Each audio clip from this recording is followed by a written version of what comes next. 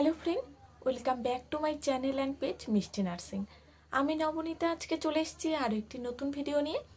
আপনারা যারা আমার ভিডিও ইউটিউব থেকে দেখছেন তারা লাইক, শেয়ার, কমেন্ট এবং সাবস্ক্রাইব করতে ভুলবেন না। আর যারা ফেসবুক পেজ থেকে দেখছেন তারা কিন্তু লাইক, শেয়ার, কমেন্ট এবং ফলো করতে ভুলবেন না। আর অবশ্যই আমার ভিডিও আপনাদের কোনো কাজে লাগছে কি না সেটা কিন্তু কমেন্ট করে জানাতে একদমই ভুলবেন না। তাহলে আজকে মূল টপিক শুরু করা যাক।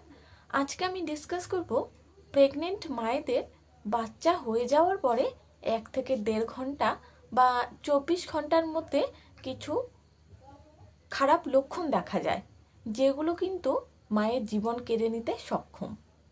আমাদের দেশে অনেক মায়ের সাথেই কিন্তু এই ঘটনাগুলো ঘটে গিয়েছে, যাদের কিনা ডেলিভারির পর বাচ্চার মুখ ঠিকমতো না দেখেই কিন্তু তাদের জীবন চলে গিয়েছে।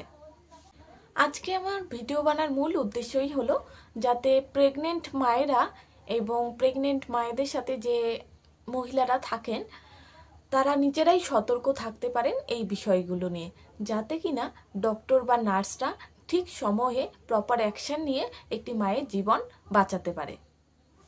ডেলিভারি, বিশেষ করে নর্মাল ডেলিভারি পরে কিন্তু মায়েরা 3-4 ঘন্টা পরেই স্বাভাবিকভাবে চলাফেরা করতে পারে। যদি দেখা যায় নর্মাল ডেলিভারি বা সিজারের পর মায়েদের প্রচুর পরিমাণে রক্ত পড়ছে, মানে 500 ml থেকে 1500 ml পর্যন্ত রক্ত পড়ছে, তো সেটি তো আর পেশেন্ট বা পেশেন্টের বাড়ির লোকের পক্ষে চোখের আন্দাজে মাপা সম্ভব নয়। তো তার কারণে বলা হয় যে প্রেগনেন্ট মায়েদের ডেলিভারির পর যে প্যাড পরানো হয় সেটি যদি 5 মিনিটের মধ্যেই ভরে যায় তাহলে বুঝতে হবে মায়ের কিন্তু হেভি ব্লিডিং হচ্ছে, যেটা কিনা মায়ের কিন্তু জীবন সংকট ঘটাতে পারে। এছাড়াও যদি দেখা যায় যে রক্ত পড়ার সাথে সাথে মায়ের অতিরিক্ত মাথা ঘুরছে এবং প্রচুর পরিমাণে পেট ব্যথা করছে। ডেলিভারি পরে কিন্তু হালকা পেট ব্যথা সবারই হয়ে থাকে, কিন্তু সেটি যখন অতিরিক্ত পেট ব্যথা রূপ নেয় তখন সেটি কিন্তু চিন্তার বিষয় রয়েছে। এছাড়াও যদি দেখা যায় মা জোরে জোরে শ্বাস নিচ্ছে, সাথে চোখ মুখ ফ্যাকাশে করে ফেলছে এবং চোখ মুখ উল্টে নিচ্ছে এবং মায়ের কোনো সেন্স নেই, তাহলেও কিন্তু সেটি নজর রাখতে হবে।